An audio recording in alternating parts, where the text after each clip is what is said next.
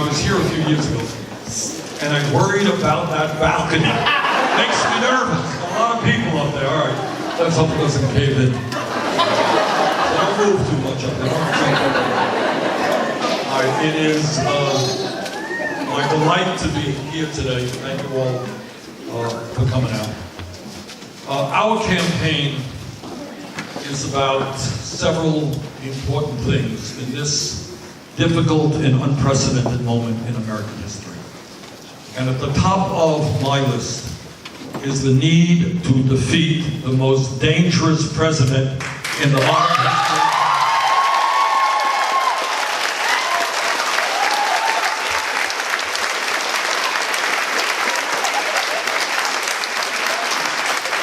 And we are on pace to do just that. Every poll that I have seen, without exception, every national poll in the last year has us defeating Trump. Yes. Poll came out, I think, today in New Hampshire, 10 points ahead of him here. And nationally, 8 points ahead. And I think the reason why we are going to beat Trump is the American people are sick and tired of a president who is a racist, who is a sexist, who is a xenophobe, who is a religious bigot, and a pathological liar. You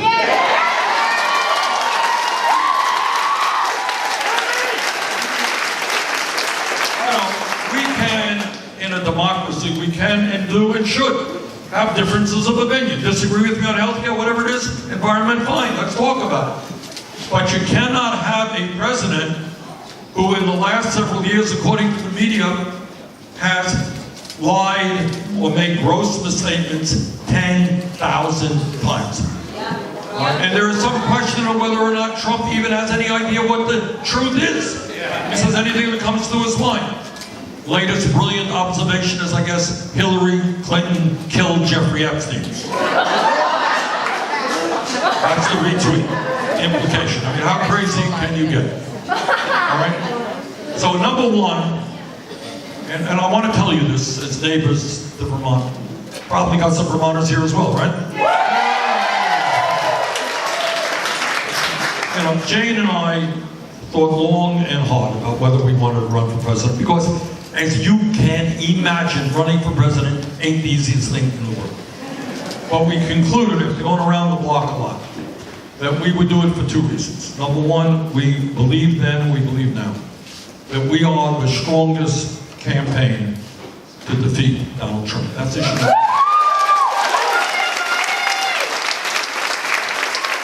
That is not to say that there aren't other Democrats out there who will defeat Trump, because I think they can.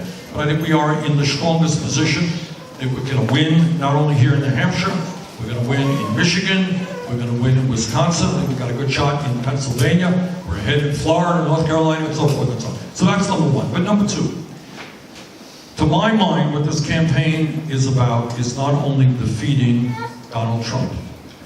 What this campaign is about is transforming the government and the economy of the United States so that it works for all of us and not just the 1%.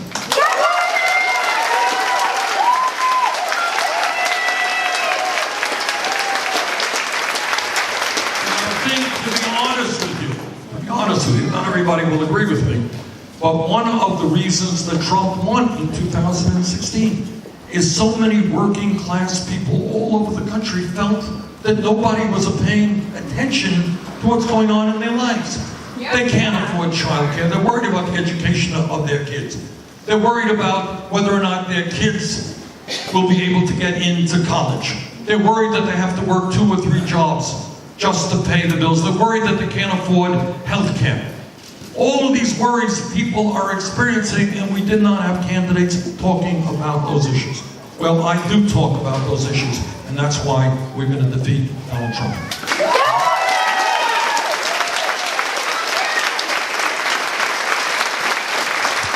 And I want to say a thank you to the people of New Hampshire. I don't have to tell anybody here in New Hampshire that you play an oversized role in the American political process.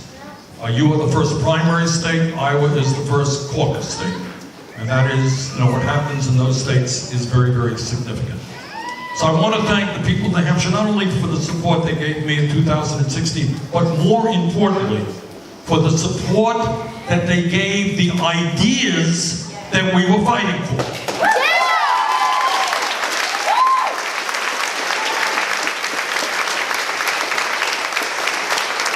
When I came to New Hampshire, I'll never forget it, we zoomed up from Vermont, and of course we got lost and we ended up in the wrong town, but that was the beginning. But when we talked here in New Hampshire 4 years ago, and we said, you know what?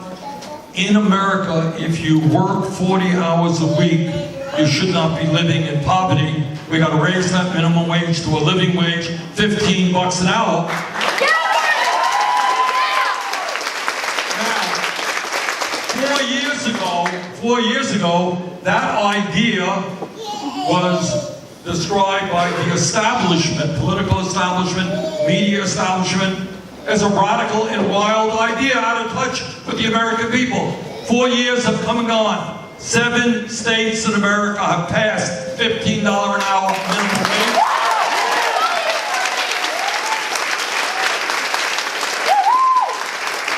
And my hope is that the Vermont legislature will do it when they reconvene, and the United States House of Representatives has passed $15 an hour minimum wage.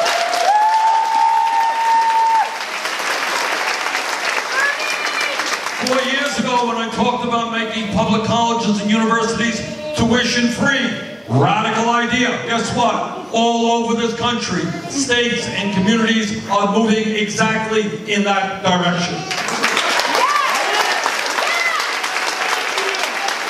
4 years ago, we talked about fixing a very broken criminal justice system and ending the very dangerous so-called war on drugs. We talked about the need to decriminalize or legalize marijuana. Well, guess what's happening? And it's really quite unbelievable. You go to Nevada, and you drive around Nevada, you see these huge billboards from corporations, buy our brand of marijuana. And 4 years ago, people were getting arrested for doing just that. All right? We've come a long way in that area. And last but not least, this is an issue I want to talk about a little bit, because I know this is on people's minds. 4 years ago, when I came to New Hampshire, I said that health care is a human right, not a privilege. Yeah.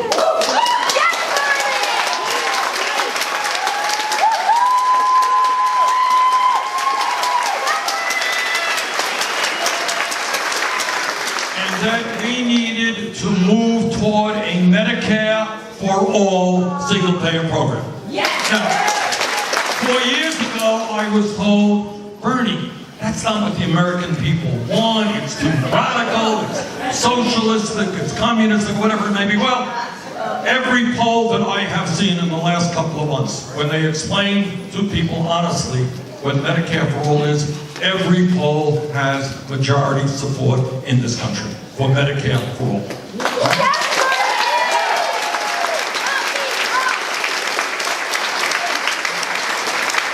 Let me say a few words about why we need Medicare for all and what is going on in our dysfunctional, broken, and greed-ridden healthcare system. All right?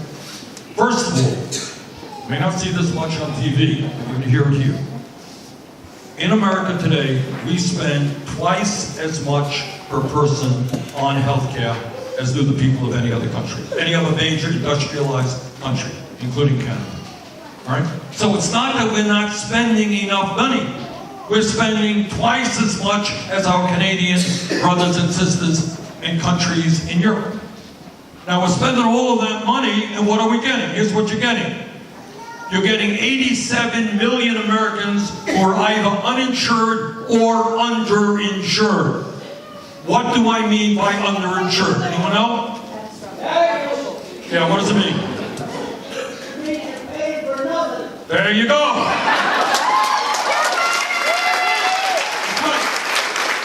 And one of the things that we don't talk about when we discuss healthcare, people say, well, you're insured and you're insured. Yeah, you may have good insurance, you may have a $7,000 deductible, and you don't go to the doctor when you should because you can't afford the out-of-pocket expenses. Is that right? Yeah. Millions of people are in that position. So we're spending twice as much per person for healthcare as any other country. You got 87 million people who cannot go to the doctor when they are sick. What does that mean? Well, it means, and we don't talk about this too much, it means that today, this year, 30,000 of our fellow Americans will die because they don't get to a doctor when they should, and by the time they walk into the doctor's office, their situation may be terminal. And if you think I'm not telling you the truth, next time you're in your doctor's office, ask your doctor how many patients he or she has dealt with who came into that office too late because they could not afford to go when they should have, okay? So you got 30,000 people dying, 87 million uninsured or underinsured. Here is another unbelievable fact about our current healthcare system. And I just talked to a woman in North Conway last night. In this country, we have 500,000 people a year going bankrupt because of medical bills they cannot pay. Yeah. 500,000. Some people come down with cancer, they come down with some terrible illness, they end up in the hospital for 3 weeks or a month, they come out with a bill of a couple of $100,000, they can't afford to pay it. What happens? They go bankrupt or their family goes into financial distress. Take a step back, think about it. You are living in the wealthiest country in the history of the world, in a civilized, democratic society. Do you think that 500,000 people should go bankrupt for what crime? That they had a serious illness. That is absurd, that is disgraceful, and together we're going to end that.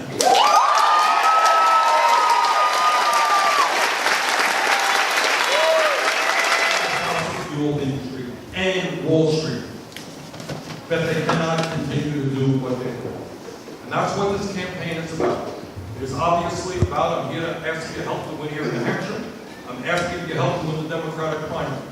But I am asking your help the day after we are inaugurated to work with me to stand up to the corporate elite and tell them that this country does not belong to a handful of billionaires, it belongs to all of us.